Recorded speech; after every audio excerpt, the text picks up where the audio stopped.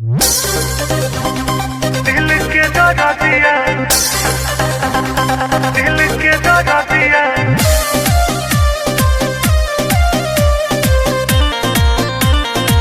बात लो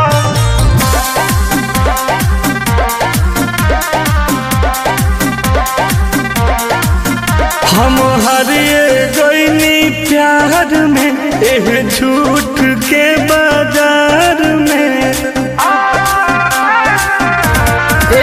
हमरा से धोखा भइल बा, का दिल मुस्कान के यार में कैसे संभालिए अपना के?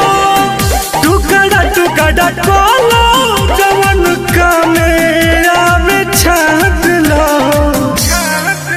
हर दिल के दौरा दिया बात लो, करे जाओ कर जवा चाट लो, दिल के दौरा दिया बात लो, करे जाओ कर जवा चाट लो।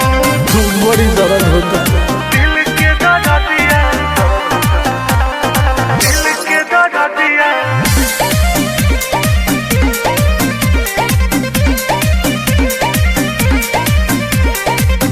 आज हमारा के कैसन दिनवा देखलू, दिलवा के बगिया में अगिया लगलू।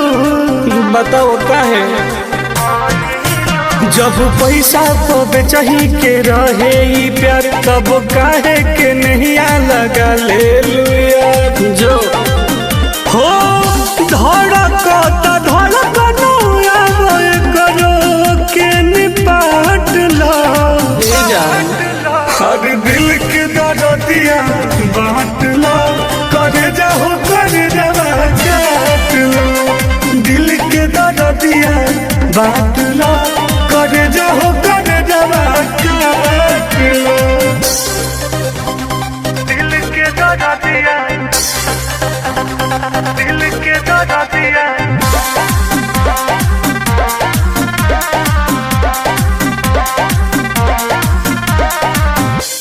अखिया में बस गइलू सपना तू बन के, दर्द न बुझलू टुन टुन शैलेश के मन के। कैसे जी रे? जा खुश रहो दूसरा के पाके सनम, हमरा किस्मत में शायद लिखाइल बा गम। का करी? हो अब नहीं कहब कहियो, दिलवा से साथ लो, हर दिल के दर्दिया बांट लो, करे जाओ कर जवा चाट लो, दिल के दर्दिया बांट लो, करे जाओ कर जवा चाट लो। जा फिर सूरत मत देखियो।